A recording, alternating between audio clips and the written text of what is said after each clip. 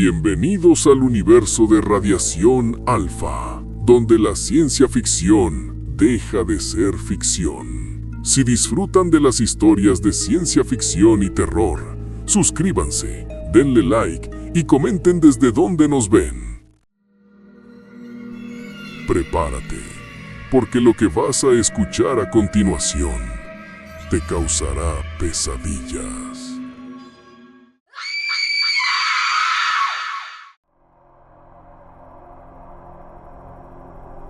¿Sabes qué es lo que más te jode? No es la apariencia. Uno va preparado para ver algo, no sé, viscoso, con ojos grandes, lo típico de las películas. Pero cuando me asignaron a la habitación 402 en el sector S4, lo que encontré fue nada. O sea, era algo, pero mi cerebro no quería dejarme verlo bien. ¿Me explico? Como cuando tienes un punto ciego en el ojo. Soy, o era, el capitán David Ramos, oficial de inteligencia. Mi trabajo era simple, en teoría, sentarme frente a él y hacer las preguntas de la lista. 10 preguntas, no más. La habitación era un cubo de concreto, sin ventanas, un solo foco arriba que parpadeaba. Siempre parpadeaba, y ahí estaba sentado. No usaba silla, flotaba a unos 10 centímetros del suelo, pero su cuerpo parecía una escultura hecha de humo estático. No tenía nariz, no tenía boca, solo 2 cuencas profundas que parecían absorber la luz del cuarto. Día 1, dije, tratando de que no me temblara la voz mientras encendía la grabadora de cinta.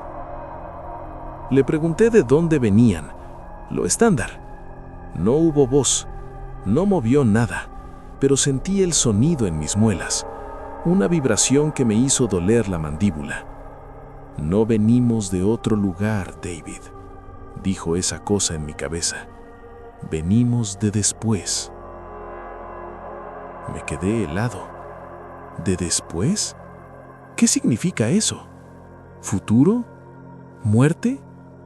Intenté seguir el protocolo, pero la entidad se me adelantó.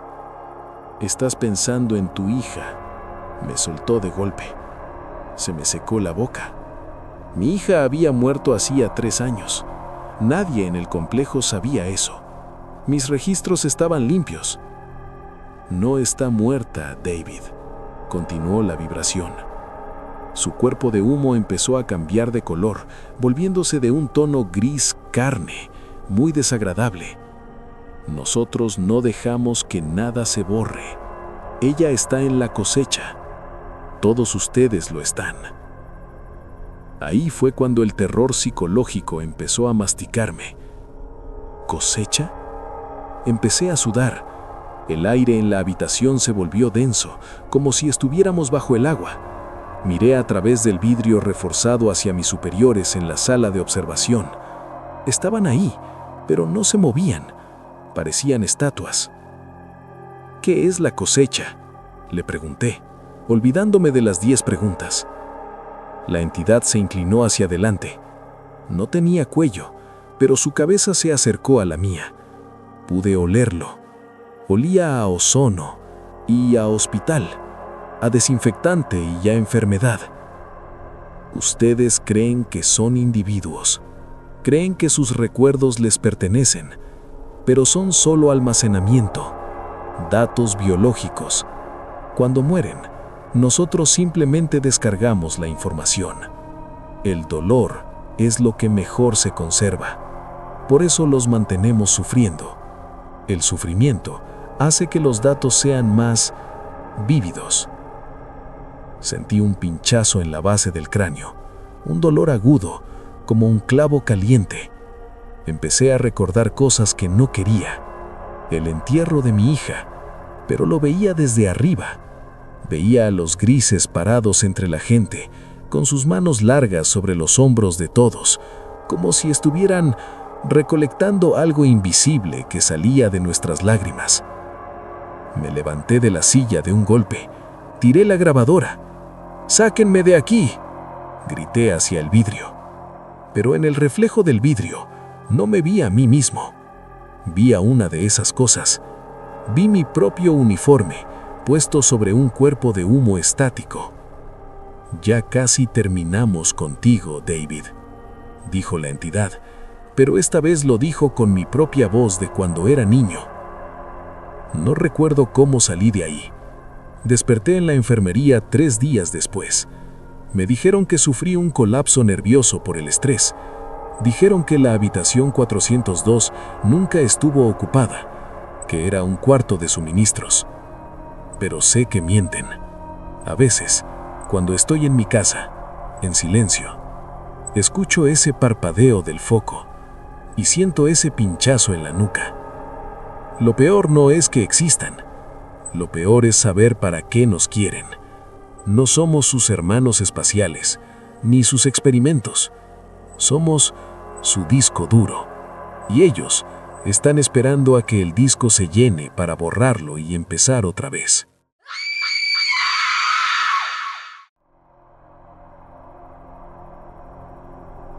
Todo el mundo está obsesionado con el Área 51, con los desiertos y las luces en el cielo. Es una distracción. Si quieres esconder algo que mide kilómetros y que tiene 1.000 millones de años, lo pones donde el ser humano no pueda bajar sin morir aplastado, en el agua. Soy el exoficial de sonar de la Marina, Santiago Méndez. En el 2018 me transfirieron a una plataforma no marcada en el Pacífico. Dijeron que era investigación geológica. Mentira. Estábamos ahí porque habían pescado algo. Una cápsula orgánica que subió sola desde la fosa. Dentro de esa cápsula había uno de ellos, pero no era un hombrecito gris. Olvida eso. Me pusieron en una cámara de descompresión frente a un tanque de cristal de 8 pulgadas de grosor. El agua adentro era negra, espesa, parecía aceite. Y ahí estaba. Parecía una mezcla entre un pulpo y un sistema nervioso humano al desnudo. Miles de filamentos blancos flotando, y en el centro, una masa que palpitaba, sin ojos, pero te juro que sentía cómo me leía la presión arterial. ¿Puedes entenderme?, pregunté por el intercomunicador. El agua en el tanque empezó a vibrar. No escuché una voz, sentí un zumbido en mis pulmones. Mis costillas empezaron a vibrar tanto que pensé que se iban a romper. Ustedes son visitantes accidentales. El mensaje llegó a mi mente como una sensación de frío absoluto. Creen que la tierra firme es el mundo. La tierra firme es solo la costra de nuestra bañera. Me dio un ataque de tos. Escupí un poco de sangre. El sonido, su forma de comunicarse, te daña los tejidos. Pero tenía que seguir. El protocolo decía que debía preguntar sobre su tecnología. ¿Cómo llegaron aquí? ¿Desde qué estrella?, pregunté limpiándome la boca. La masa de filamentos se pegó al cristal, se transformó, empezó a imitar una forma humana mal hecha, como un maniquí de carne translúcida. No venimos de arriba, pequeño simio. La vibración se volvió un tono agudo que me hizo sangrar los oídos. Estamos aquí antes de que el primer volcán escupiera quiedre. Ustedes son solo moho que creció en los bordes de nuestro océano porque la temperatura subió un poco, pero el ciclo está volviendo a la normalidad. El frío regresará. Sentí un pánico que no puedo describir. No era miedo a que me matara, era el miedo de saber que somos insignificantes, que nuestra historia, nuestras guerras, nuestros edificios, para ellos somos solo una infección temporal en la superficie. ¿Qué quieren de nosotros?, susurré. La criatura se alejó del cristal y el agua negra se volvió turbia. Nada. ¿Qué quiere el mar de la espuma? Solo esperamos a que se disuelvan. Ya están empezando a hacerlo. En ese momento, la plataforma entera tembló, pero no fue un terremoto. El sonar detectó algo debajo de nosotros, algo que medía 4 kilómetros de largo. Estaba subiendo. Me sacaron de la cámara de inmediato. Me vendaron los ojos y me metieron en un helicóptero. 3 días después, la plataforma desapareció por un supuesto fallo estructural. Ahora no puedo acercarme a una piscina, ni siquiera puedo llenar la bañera, porque sé que el agua no está sola. El agua es su conductor. Cada vez que llueve, siento que ellos nos están tocando, midiendo cuánto tiempo nos queda antes de que el moho se limpie y el mundo vuelva a ser negro, frío y profundo.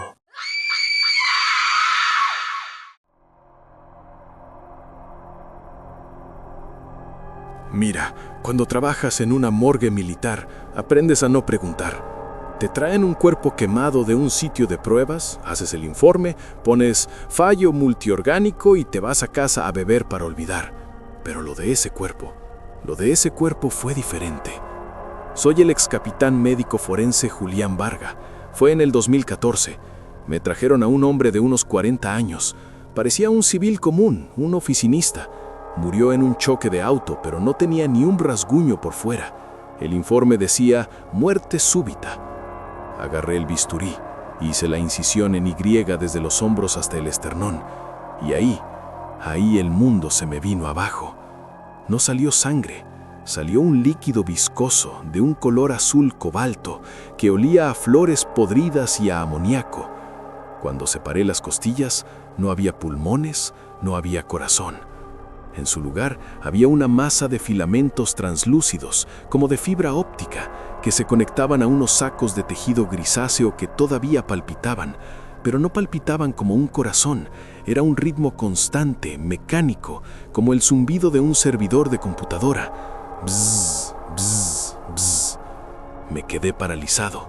Pensé que era algún tipo de experimento secreto, algún tipo de cyborg de la DARPA, pero seguí bajando.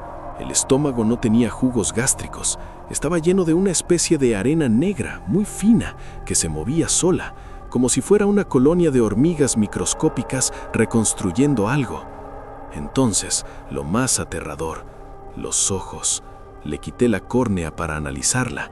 Detrás no había humor vítreo, había una lente perfecta, facetada como la de un insecto, pero hecha de un material que parecía diamante, y la lente se movió. El cuerpo estaba muerto, pero la lente se ajustó para enfocarme. ¿Qué eres?, balbuceé, como un idiota, hablándole a un cadáver. Y entonces el intercomunicador de la morgue se encendió solo. No fue la voz de la secretaria, fue una voz sintética, compuesta por cientos de frecuencias diferentes, saliendo por los altavoces del techo. «Es una mejora, Julián», dijo la voz.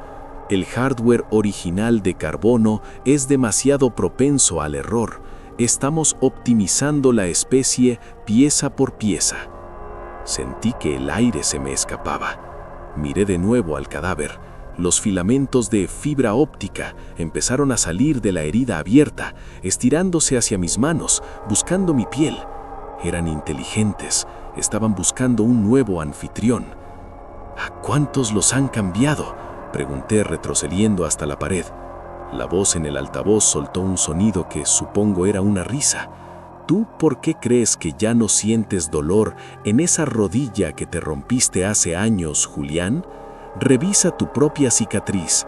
Revisa por qué ya no necesitas dormir más de 3 horas. Se me paró el corazón. No de forma metafórica. Sentí un clic metálico en mi pecho. Me miré la mano. Tenía un corte pequeño que me hice en la mañana. No había costra. Había una fina malla de hilos azules cerrando la herida. En ese momento entraron los oficiales de seguridad. Me inyectaron algo y perdí el conocimiento. Desperté en mi casa con un diagnóstico de episodio psicótico por fatiga. Me retiraron del servicio inmediatamente. Pero ahora lo sé. No están invadiendo desde el cielo con naves. Están invadiendo desde adentro. Están esperando a que vayamos al hospital, a que nos operen, a que tengamos un accidente, para repararnos. A veces, en el silencio de la noche, escucho mi propio pecho. Bzz, bzz, bzz. Ya no soy humano, soy una terminal. ¿Y tú, que estás escuchando esto? ¿Hace cuánto que no vas al médico? ¿Estás seguro de que lo que late en tu pecho es carne?